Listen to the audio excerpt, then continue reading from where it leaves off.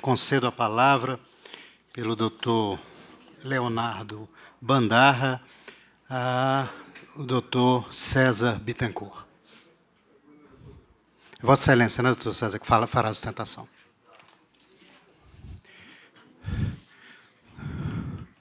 O prazo regimental é de 15 minutos. Senhor presidente, antes da saudação, que era uma questão de ordem.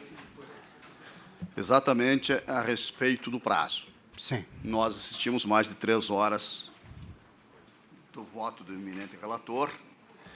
Não há previsão de prazo na Lei Complementar 75. Como esse colégio do Colégio do Conselho Superior do Ministério Público tem um padrão do Supremo Tribunal Federal, como se trata de uma sessão de julgamento de uma ação originária, considerando a previsão do artigo da Lei 8.038, o artigo 12, se não me engano, parágrafo 4º, que atribui à defesa, ou melhor dito, às partes, a sustentação oral por 1 hora, para que possa exercer plenamente a defesa, que o contraditório se estabeleça, que assegure o cumprimento da Constituição e da Lei 8.038, nós estamos postulando que seja permitido, e, aliás, como vem fazendo o Supremo Tribunal Federal, inclusive em outras hipóteses até de recebimento da denúncia, que esse prazo seja também atribuído à defesa, de 1 hora. Nos satisfaríamos, eminente presidente, com pelo menos 30 minutos. Mas convenhamos que é absolutamente impossível repassar parte, pelo menos, dessas provas trazidas. Perfeito. Assim, excelência, eu gostaria que fosse examinada essa questão como questão de ordem. Na verdade, quer dizer, em todos os casos em que até agora julgamos processo administrativo disciplinar,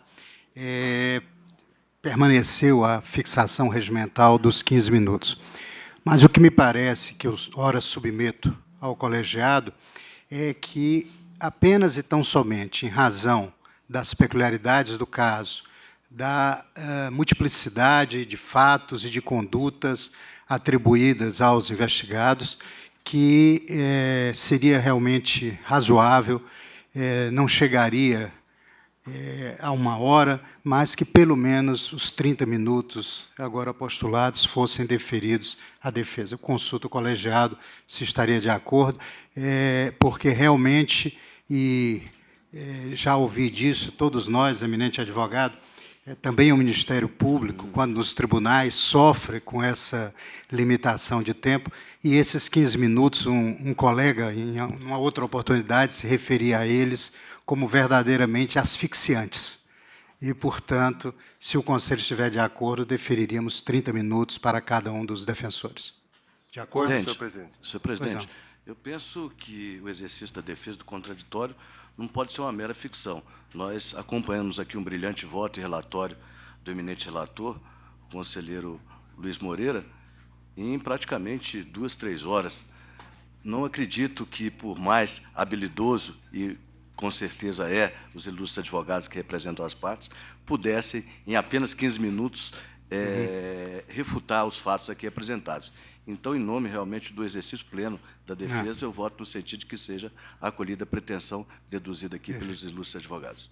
Vossa Excelência, então, terá, como o eminente patrão da doutora Débora, o tempo de 30 minutos.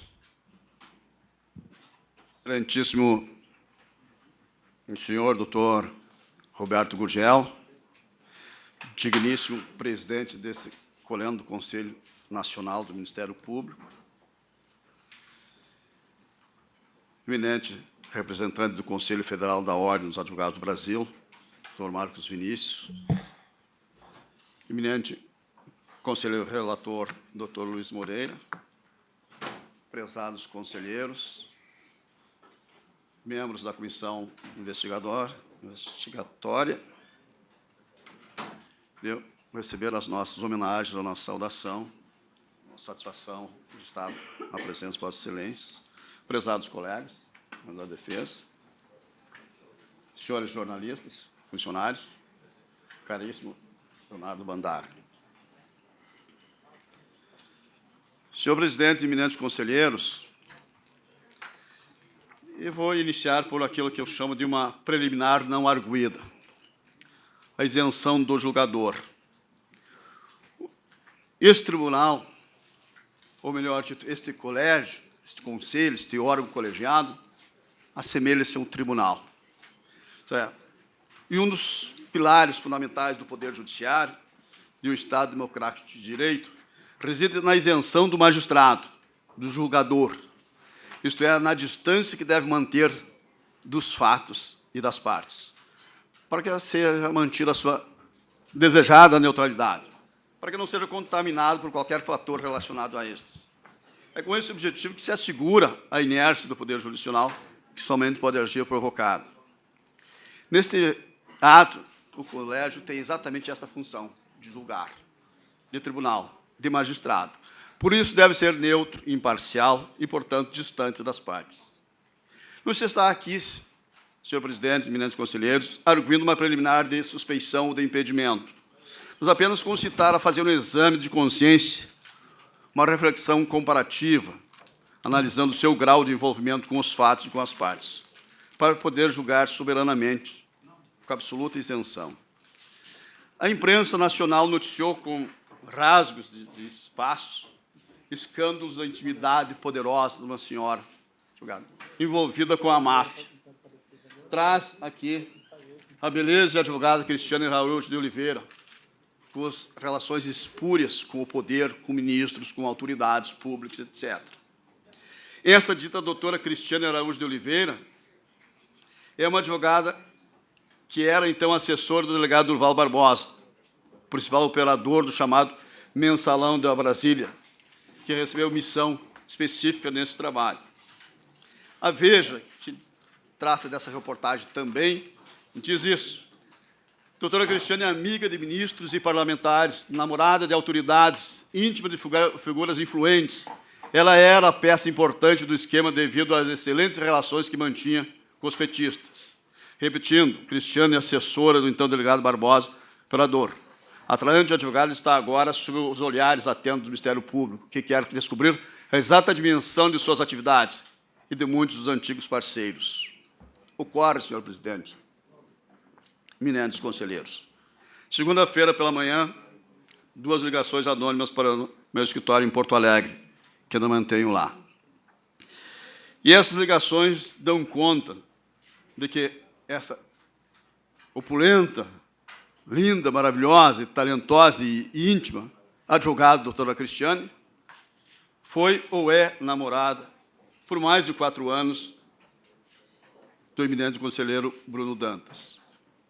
Aliás, recentemente, a senhora foi manchete dos jornais, onde destacam todos esses negócios, todas essas relações promíscuas.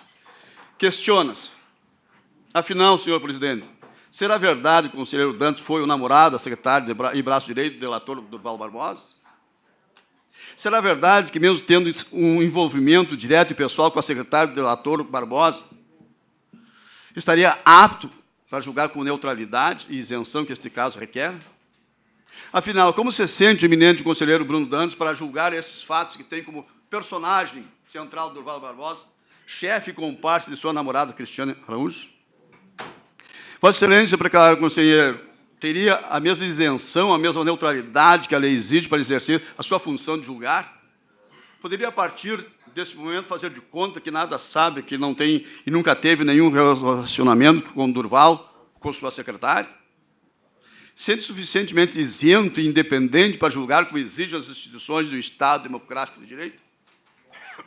Afinal, Excelência, a partir desses momentos, você começa a compreender por que o interesse assim, ferrenho do eminente conselheiro de representar nesse conselho contra o Leonardo Mandaro, para avocar para este conselho as investigações que se desenvolviam naquela instituição.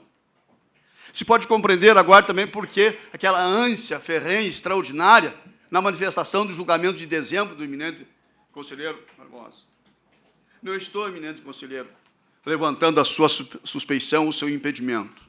Estou trazendo esses fatos e perguntando, é verdade que Vossa Excelência é ou foi namorado por mais de 2 ou 4 anos dessa advogada?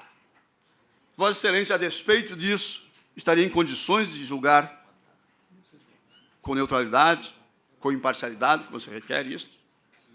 Senhor presidente, não estou levantando a suspeição, estou trazendo fatos e pedindo que seja manifestado uma resposta, sim ou não, que depois me inicio o prazo para eu poder fazer a defesa. Conselheiro Bruno Dantas, Vossa Excelência deseja fazer alguma consideração? Senhor presidente, eminentes conselheiros, prezados espectadores dessa sessão, eu gostaria de afirmar apenas, senhor presidente, que ouvi a exceção firmada da tribuna. Gostaria de dizer que tenho em minha frente aberto tanto o Código de Processo Civil quanto o Código de Processo Penal. Não consigo enxergar nos fatos relatados da tribuna qualquer óbice, qualquer impedimento, qualquer suspeição à minha participação nesse julgamento. Então, senhor presidente, eu rejeitaria essa exceção. Aliás, o eminente advogado deixou bem claro que não estava formulando a arguição de suspeição, mas apenas relatando, e sobre eles já se manifestou o conselheiro Bruno Dantas. Devolvo a palavra a Vossa Excelência. A consciência de cada um. Senhores conselheiros, com os cumprimentos e o respeito que nos merece o eminente relator, os cumprimentos pelo andamento dos trabalhos da comissão, que durante os trabalhos sempre nos assegurou a ampla defesa, respeitosamente. Mas temos a lamentar, da comissão nós reiteramos o pedido de suspeição, já julgado e negado aqui, que certamente nós teremos que trabalhar no Judiciário, no Supremo Tribunal Federal. Então, nossa inconformidade com a parcialidade, com a falta de neutralidade da comissão, nós mantemos e questionaremos no foro oportuno. E temos que lamentar profundamente, depois desse longo voto do eminente conselheiro relator, com mais de 3 horas, visto, que simplesmente ignorou olimpicamente a existência de defesa. A produção da defesa, mais 84 páginas, rebatendo fato por fato, item por item, levantando a não análise de provas, as contradições da comissão, às vezes que a comissão faltou com a verdade nos âmbitos da prova, que disse e afirmou fatos contrários exatamente ao que a prova traz nos autos. Em momento algum, o eminente relator enxergou a defesa. Não viu. Nós vimos a repetição exatamente do relatório da comissão, que nós questionamos. Então, excelência, nós vamos inverter toda a ordem, porque absurdamente o fato de execução do plano, planejamento, execução, não foi analisado, as provas.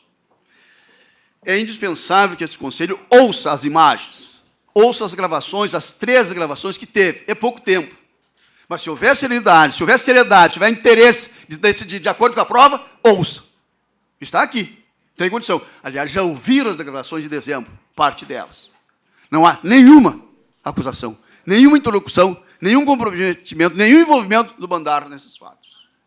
Mas o fato que eu tenho aqui como suposto planejamento de execução da extorsão supostamente praticada por Débora contra o governador, o seguinte. A imputação diz o seguinte: por sua vez, os elementos de prova, abre aspas, enviados por empréstimo do Egresso Tribunal Federal, em especial os registros audiovisuais apreendidos judicialmente na residência da doutora Débora, de conversas telefônicas e presenciais por ela mantidas, em 9 de julho de 2009, bem como as declarações prestadas por José Roberto Arruda, nesses autos, evidencia que Leonardo Bandar e Débora exigiram vantagem pecuniária. Bem como as declarações do governador, José Roberto Arruda. É preciso ouvir, é preciso ver, é preciso ler, é preciso entender, mais que isso, é preciso querer ouvir o que disse Arruda. Está aqui, rips e litros. Abro aspas. Defesa do Leonardo. Bom, o senhor teve alguma benesse, alguma vantagem, doutor Bandar, como procurador-geral do Ministério Público e instituição, em razão das boas relações? Arruda. Nunca. Defesa do Leonardo. Alguma vez o senhor recebeu, afora essa mencionada, direta e indiretamente, solicitações de propinas vindas do Ministério Público? Arruda. Nunca. Leonardo, defesa do Leonardo. E do procurador-geral? Arruda. Nunca. Defesa do Leonardo? Não. Arruda. as relações minhas com o doutor Bandara sempre foram absolutamente corretas. Defesa de Leonardo. O senhor sabe que, às vezes, digo eu que defesa, que, às vezes, não raras vezes, as pessoas usam o nome de autoridade para se vangloriar, para pedir, para solicitar. Isso indevidamente, é claro. Isso de qualquer um de nós, algum dos membros do MP usou o nome do doutor Bandara lhe pedindo ilegalidades? Arruda. Nunca. E aí, para ser bem claro, continua Arruda, nem a doutora Débora, nem naquele encontro não falou. Pode ser que ela quisesse passar essa impressão, mas objetivamente ela não falou. Arruda continua. Hoje eu tenho clareza de muita coisa, eu só devo trazer aqui, como só levei a outro depoimento, como só disse nessa entrevista as coisas que eu tenho certeza. Eu fui achacado pela doutora Débora, ponto. Nisso não há dúvida. Comissão. Algum outro membro do Ministério Público lhe pediu, lhe dirigiu algum pedido, alguma coisa que possa ser considerada desse nível? Arruda. Não. Diretamente só a doutora Débora. Excelência. E mais, essa ameaça, fecho aspas, este é o depoimento do Arruda, aonde o Arruda confirmou o pedido de Débora, confirmou o pedido, a fama, a trama, a arquitetura, a denúncia de que os fatos que Bandara participa. Negou sempre. Negou aqui, negou no Ministério Público, negou na imprensa, vai negar sempre, porque não houve. E eu não vou dizer da seriedade, da honestidade, do equilíbrio, da clareza, da precisão do depoimento do Arruda. Eles disseram. O presidente da comissão disse, o eminente relator também disse. Ponto. Ou só vale o que a Arruda diz e encontra. O que ele fala a favor não vale. Qual é a seriedade do exame de um julgamento que não se examina a prova? Que se traz ilações, interpretações, deduções sem prova. Que a prova que está produzida, que está nos autos, é ignorada. Estamos julgando quem, para quê? Eu preciso é de exame de prova. Se Vossa Excelência não conhece os autos, se não tiveram tempo, já que digo que não tiveram mesmo, a nossa petição tem 84 páginas, viram ontem, não viram, não puderam ver, peçam vista. Temos consciência. É a coisa mais grave, estão uma pena de morte. Estão destruindo uma carreira, estão destruindo uma pessoa, por ouvir dizer, por ilações, por interpretações, por construções. Isto é uma casa democrática. Ainda é. Eu acho que será. Que continuará sendo. Agora, devido ao processo legal, como disse o conselheiro, não é uma peça ornamental. Está na Carta Constitucional, tem que ser respeitado. Esse julgamento tem que ser sério. Tem que examinar a prova. Não pode ignorar, não pode fazer de coisa que não existe. Está aqui. Não fui eu que produzi. Não fui eu que disse que ela é séria. Está aqui nos autos.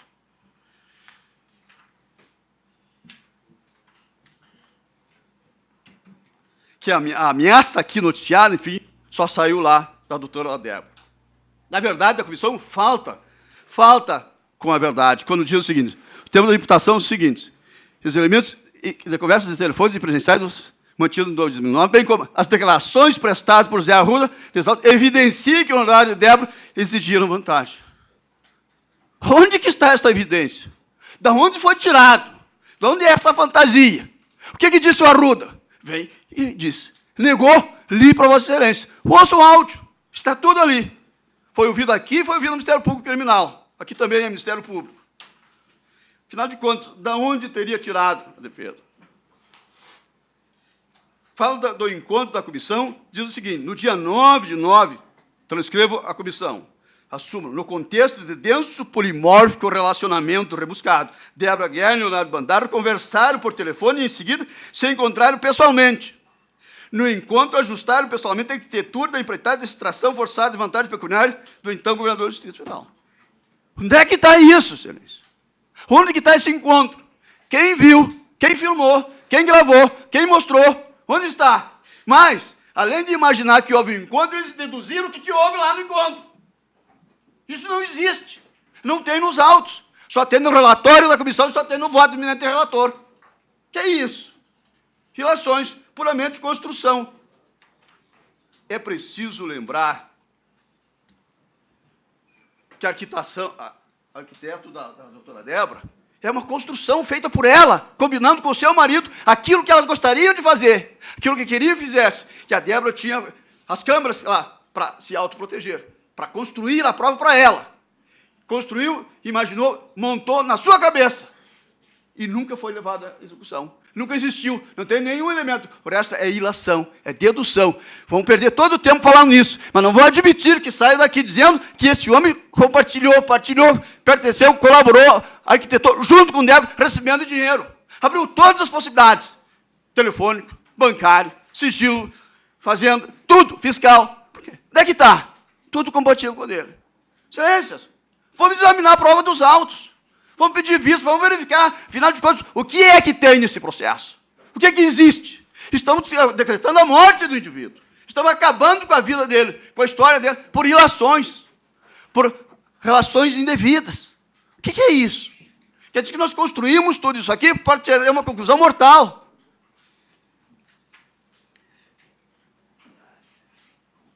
Desta relação com Débora, diz assim, degradação, estou transcrevendo. Leonardo, incompreensível. Débora, bem e você? Leonardo, tranquilo, deixa eu te falar que aquele negócio que você me pediu, dá uma olhada, eu pensei que ia ver, mas não consegui, porque estava incompreensível. Ele estava analisando porque estava concluso. Débora, entendi. Eram duas coisas. E o do concluso não deu para ver, e o outro lá, incompreensível.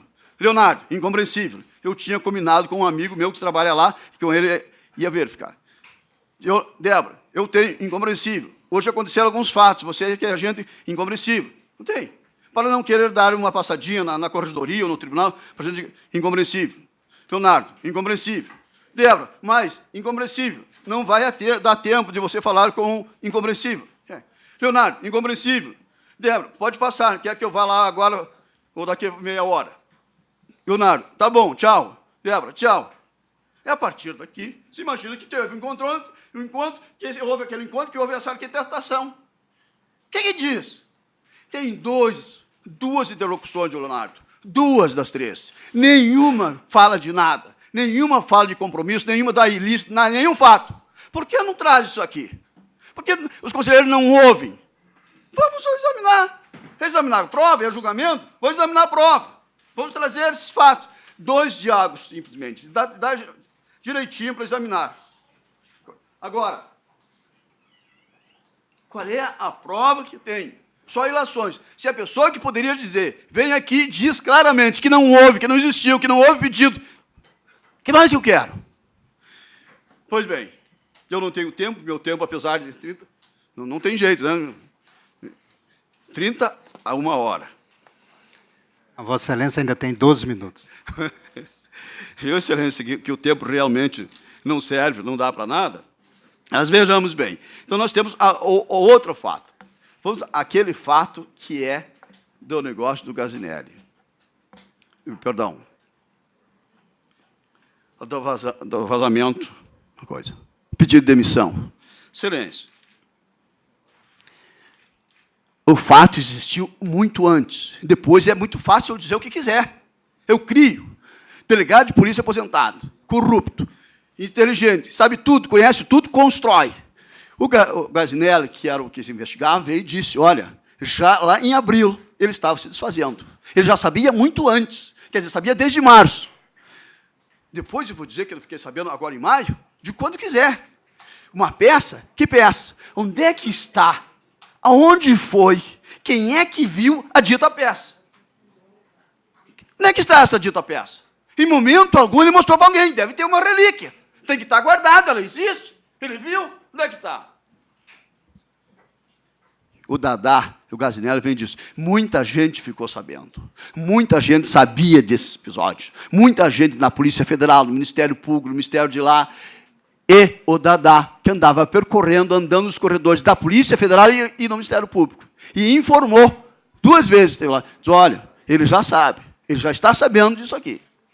Por que, com tanta gente participando, com tanta gente tendo acesso, com meses que ficou parado, foram 6 meses de andamento, agora o suspeito é o Bandara. Por quê? Por que todas as pessoas que viram que tiveram acesso? E mais, o promotor que elaborou a peça veio e disse claramente, Bandara não sabia o dia da operação. Ele não soube, está nos autos. O promotor veio e disse, o Bandara não teve acesso, ele não ficou sabendo dessa operação. O doutor Mauro, não vou perder tempo lá com o negócio do doutor Mauro, tiveram os promotores, está nos autos, está o Nísio, os dois promotores, os outros dois promotores militares, estiveram presentes sempre e disseram, o Bandarra não falava. O Bandarra, quando perguntado para ele, dizia, olha, a independência é do Mauro, o Mauro que vai definir, é ele que decide. Eu estou aqui junto com vocês. Quem falava? Os promotores. Quem falava? O governador. E ele destacava, eu não posso interferir, porque a última palavra quem decide é o Mauro. Mas vem o Nísio, e o Paulo Gomes confirma, e o secretário de Segurança Pública também confirma, estiveram presentes, e todos dizem que o Bandarra não interferiu, que o Bandarra não fez nada. Bom, se o Bandarra não interfere, ele é punido porque ele é omisso. Se o Bandarra interfere, é porque ele invadiu a independência funcional. Quem é ingênuo aqui? Quem não conhece o Ministério Público? Alguém aqui admite que uma outra pessoa vai interferir na independência funcional do Ministério Público? Alguém dá para falar com o promotor? Alguém dá para sugerir alguma coisa que eles podem fazer? Ingenuidade. Quem poderia fazer? E ainda quem conhece, quem é de dentro, vai fazer? Nem pensar. São ilhas de poder. Cada um é o próprio poder. Não pode tocar. Qual é a pertinência? O que eles queriam saber? Ele nem perguntava. Os promotores, os assessores, excelência, foram todos ouvidos, está nos autos. Perguntava se ele interferiu, todos disseram que não, impossível, não admitiria. Ninguém admitiu. Por que ele iria interferir com o Mauro? Não interferiu coisa nenhuma. Quem decidiu foi o Mauro. O que o Mauro queria, como disse o Nísio e o Paulo Gomes, era humilhar o comandante da brigada, no dia da independência, no dia dos 200 anos, sei lá que dia era. Pois bem, há 6 meses de investigação, ele veio e disse, no dia da solenidade, eu vou pedir a prisão dele, ele tem que sair da polícia militar humilhado. Está nos autos, está escrito ali. Vindita, vingança. Esse era o Mauro. Esse é o Mauro que queria fazer. Agora, o Leonardo Bandarra ia se arriscar a pedir alguma coisa para ele indevida? Que isso? Alguém é ingênuo? Os procuradores que já foram procuradores aqui sabem, o Ministério Público tem independência.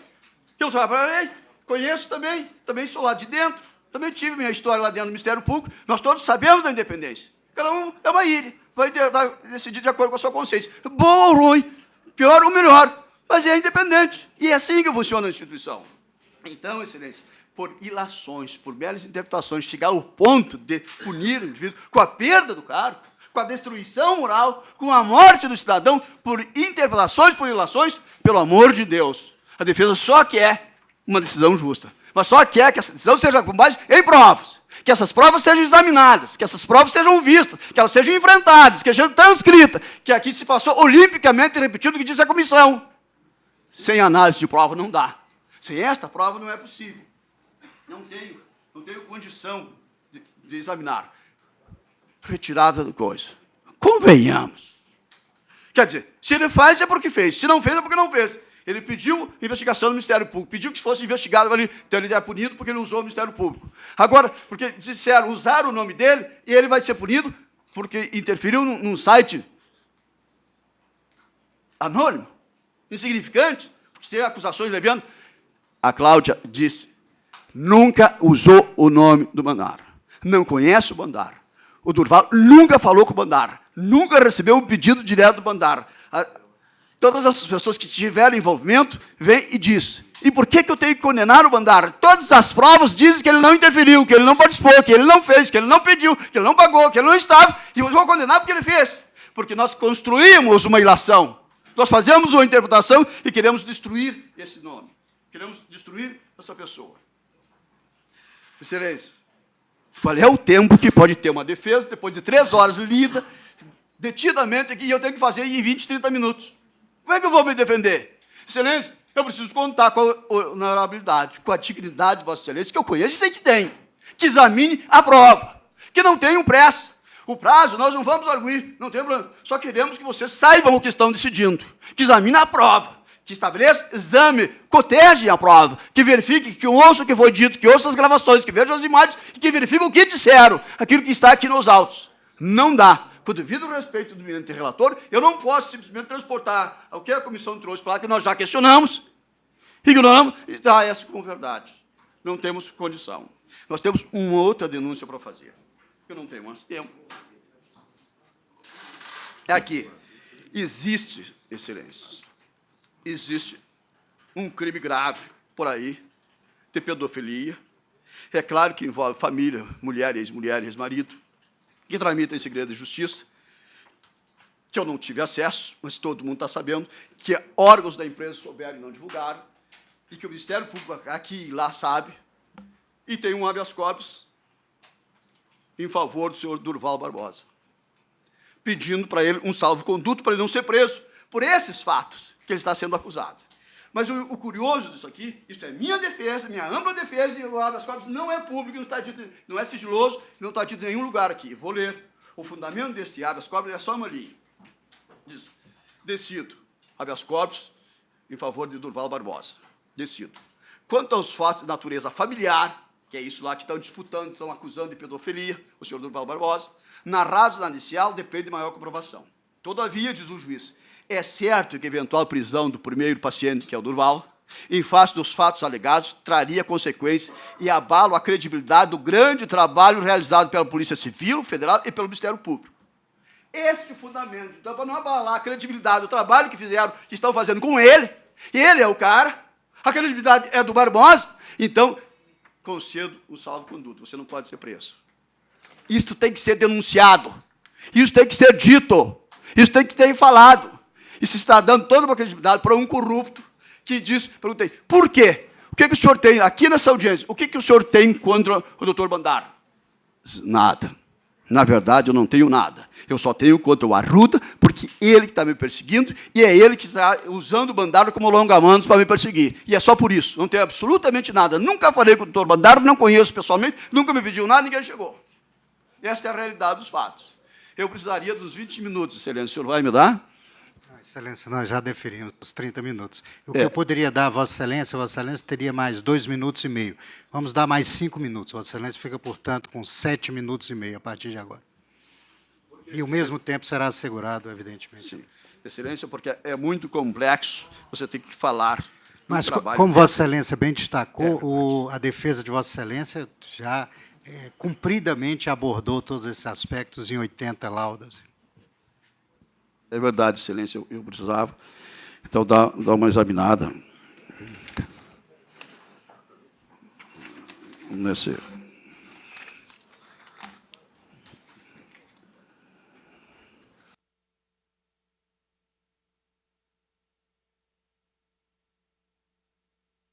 Nesse exame do doutor Mauro, todos os promotores que vieram aqui disseram, reconhece que o doutor Bandara sempre foi respeitoso. As reuniões que ele teve com o governador, 2 ou 3 que foi tido como relações impróprias, todos eles sempre esteve junto com outros promotores, nunca esteve sozinho.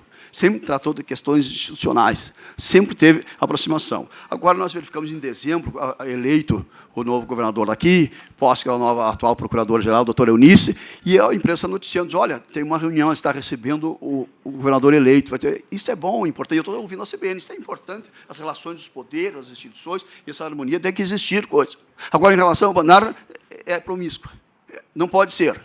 E sempre esteve acompanhado, sempre esteve dito ali. Eu queria verificar que se examinasse esta questão exatamente do vazamento da coisa. Vamos ler as provas que nós temos nos autos, vazamento da Megabytes, que isto que está pegando coisa também. São os 2 fatos. Vazamento da Megabytes, que as pessoas que intervieram, que verificaram, que acompanharam, foram unânimes e afastados. Olha, o Bandara não teve acesso, o Bandara nem sabia o dia da operação. As pessoas que tiveram acesso foi divulgado já em março, foi muito antes. Depois e dizer que foi em maio, na verdade já tinha em 16 de abril, antes mesmo, o próprio relator que reconheceu, houve em março.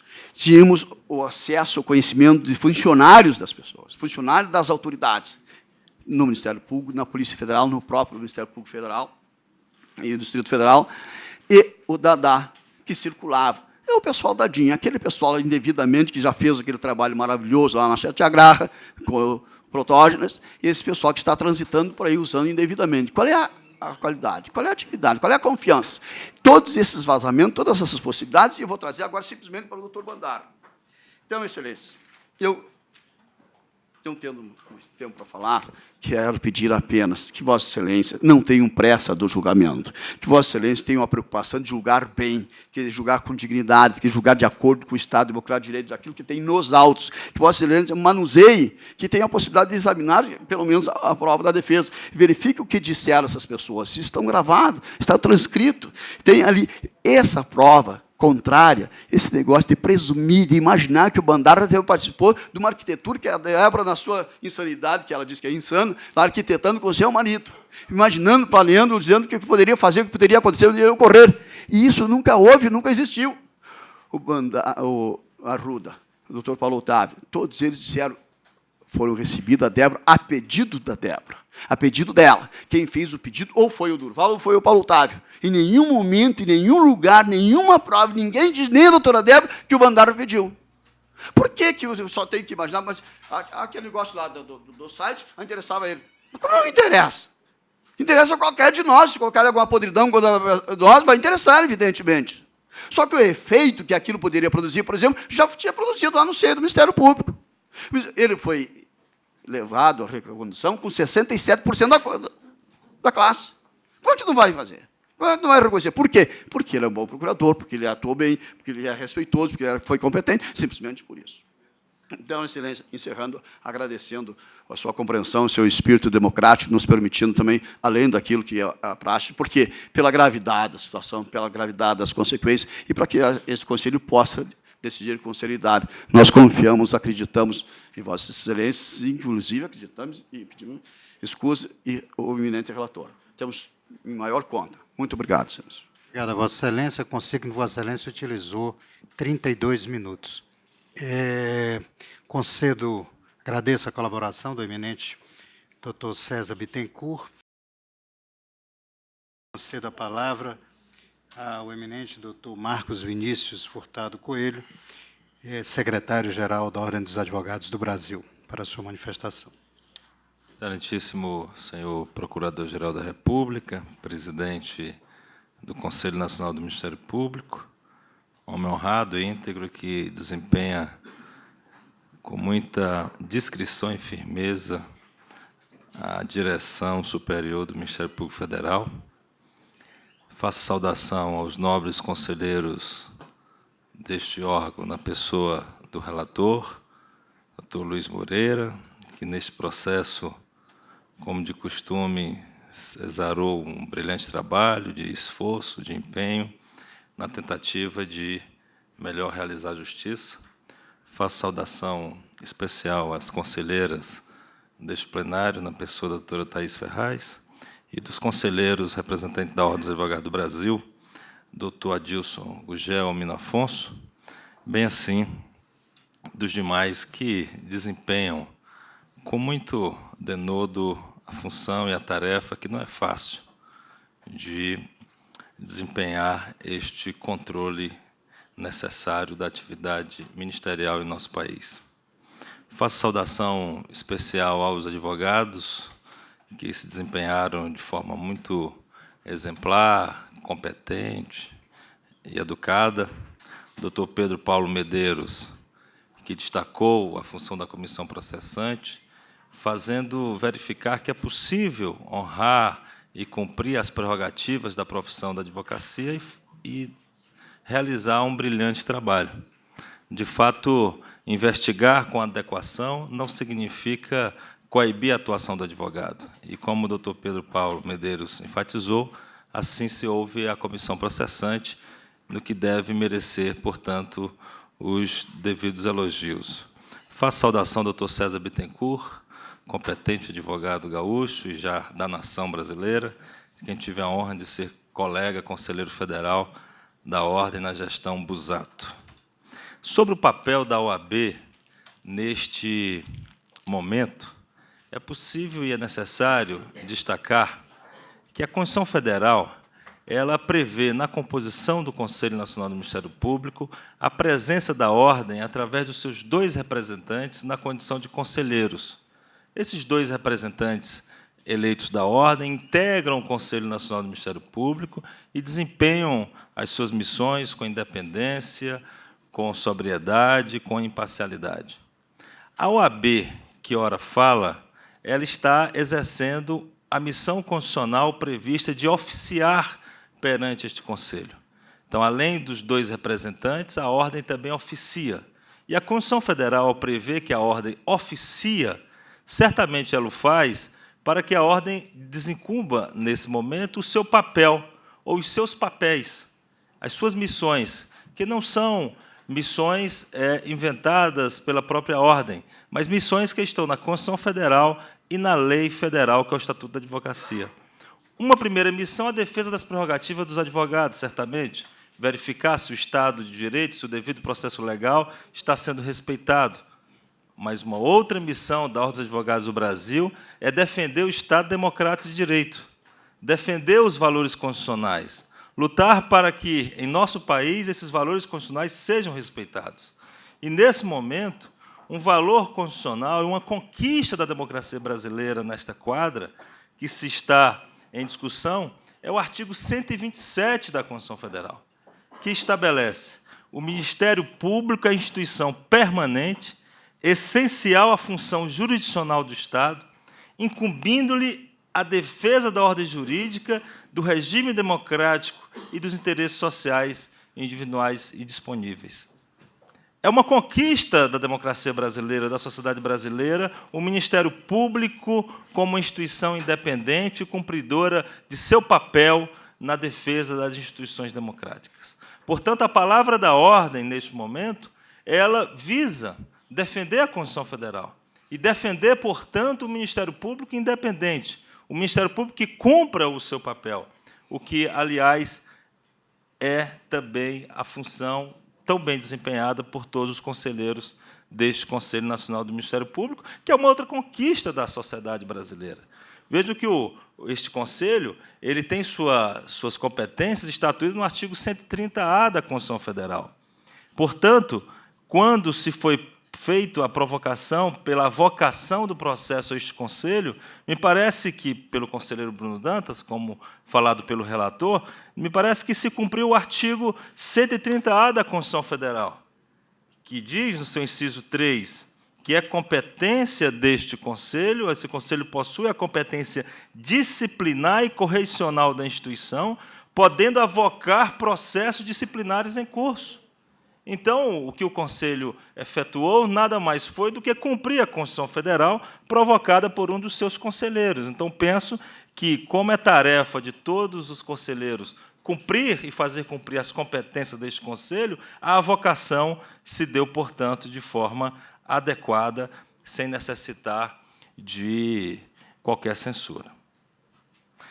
Analisando os fatos, e não vou repisar, porque, de fato, o relator, já por 3 horas, analisou com muita proficiência cada prova, cada detalhe.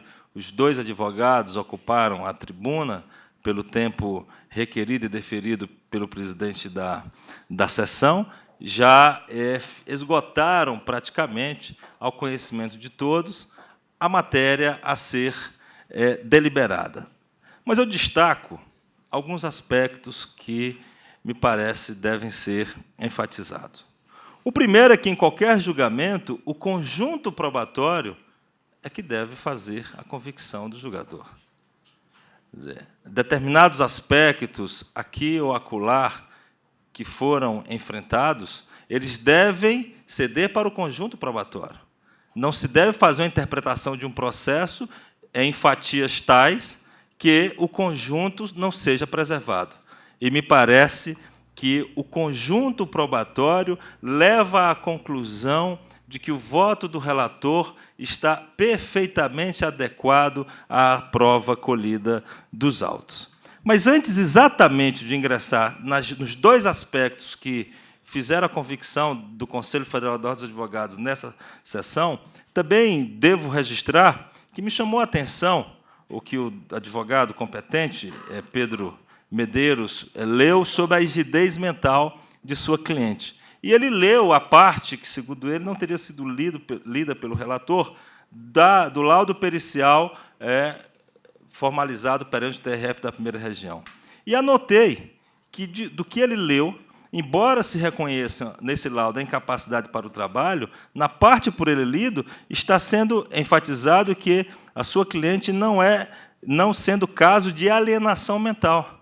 Então, na própria parte lida pelo colega advogado, está salientado que a sua cliente não tem alienação mental, não possui, portanto, as condições para a suspensão do processo. Portanto, não seria este o caso. Dois, portanto, aspectos devem ser enfatizados pela Ordem dos Advogados do Brasil. O primeiro, acerca do sigilo funcional. Percebo que, de fato, tal qual a comissão processante, não dou também prova de fé ou prova absoluta às declarações do Duval, ou desse senhor chamado Duval, até como foi atribuído pelo advogado, ele possui interesse evidente na premiação jurídica e não me impressiona, portanto, o depoimento isolado do senhor Duval. O que me impressiona, o que faz prova para a Ordem dos Advogados do Brasil, é que os promotores que elaboraram a petição de busca e apreensão, segundo ouvi do voto do relator, os promotores aduziram que apenas o senhor Leonardo Bandarra teve acesso àquela petição. Eu ouvi do relator, todos ouvimos, e anotei. Então, se foi a única pessoa, segundo os promotores que fizeram a petição, que teve acesso àquela peça, e ouvi do relator, e se eu estiver equivocado, o relator me corrija, mas ouvi do relator essa dicção. Então, penso que é digno de fé a declaração dos próprios promotores que elaboraram essa petição, e esta parte, portanto, do voto do relator me fez absoluta convicção sobre a matéria. Acerca da tentativa de extorsão. Percebo que a tentativa de extorsão, ela, dentro do conjunto probatório, chama a atenção o vídeo da conversa entre a senhora Débora e o seu marido. A arguição do advogado da defesa, no sentido de que isso poderia ser a possibilidade de construção de provas, é algo que, na nossa modesta opinião, não merece tanta ênfase, porque esse vídeo foi produzido em tempo real, foi produzido em momento pretérito a essas investigações todas. Então, se de fato se tratasse de uma conversa da esposa com seu marido em momento atual, ou seja, após essas investigações em curso, poder-se imaginar se tratar de uma tentativa de prova, fabricar prova de uma senhora com seu marido contra terceiro. Mas, no caso, se trata de vídeo, portanto, de uma conversa havida à época dos fatos. Portanto, não se tinha ainda, naquela época, a imaginação de que esse processo estaria em curso no âmbito do Conselho Nacional do Ministério Público. Portanto, este vídeo, que tem conotação, inclusive sincrônica, em que comenta-se sobre uma determinada viagem, e a viagem aconteceu. Então, percebam como o relator e a comissão processante foram à busca da verdade real. Comentou-se uma viagem entre uma senhora e um senhor, num determinado vídeo, uma prova material.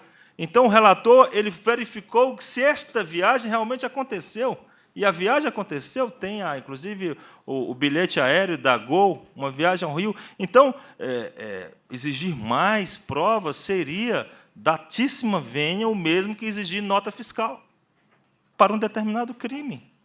Quer dizer, não se está sequer nessa seara analisando o aspecto do ponto de vista penal. Então, não se está discutindo do ponto de vista criminal, não é? Se está discutindo apenas do âmbito administrativo sancionatório, que, de fato, deve assegurar o direito de defesa, que, de fato, deve assegurar o princípio da verdade real, mas a Ordem dos Advogados do Brasil se posiciona no sentido do conjunto probatório exposto pelo relator, chamando a atenção para o aspecto das declarações dos promotores que fizeram a petição e para o vídeo da conversa da senhora promotora com seu marido, de que ocorreu, no caso, falta com dever funcional, falta com dever de lealdade à instituição. Houve, portanto, na opinião da Ordem, uma agressão ao artigo 127 da Constituição Federal. O Ministério Público é importante demais para a democracia brasileira. O Ministério Público ele é muito caro para a realização da nossa República. E, portanto, o Conselho Nacional do Ministério Público, ao acolher o voto do relator, estará dando concretude, na opinião da Ordem, à independência necessária ao Ministério Público e a magnitude e a importância do Ministério Público estará, portanto, fazendo cumprir o artigo 127 da Constituição Federal. É a palavra da Ordem dos Advogados do Brasil nesse momento. Pois não. Presidente, pela ordem. A gente reconhece a importância da atuação do Ministério Público, e o Supremo está isso, mas estabelece limites. O Ministério Público não pode ser assistente da acusação. Ao Ministério Público não é dado examinar provas, segundo o Supremo Tribunal Federal. O Ministério Público, não. Perdão, excelência, a ordem, o Ministério Público que faz, perdão, né? A ordem não é dada para fazer esse exame. Ele não é assistente da acusação, não é assistente do Ministério Público. Senhor presidente, a questão de ele não pode ordem. examinar a prova. Em que pese de todo respeito que nós devotamos aqui ao eminente advogado, me parece que a questão é sigela. Nós ouvimos atentamente a defesa, ouvimos atentamente a manifestação do representante da ordem, e agora mas, eu acho que podemos continuar, porque não se trata de matéria de fato para que seja objeto de uma interrupção. Fica feito o registro, por Vossa Excelência. De abuso, eu precisava que a Vossa Excelência me concedesse a palavra para rebater as acusações, no exame de prova. Eu, inclusive, vou agora, eu agradeço a Vossa Excelência, mas vou suspender por 1 hora a Eu sessão. registro, então, nossa satisfação aqui no exame de prova. Muito obrigado.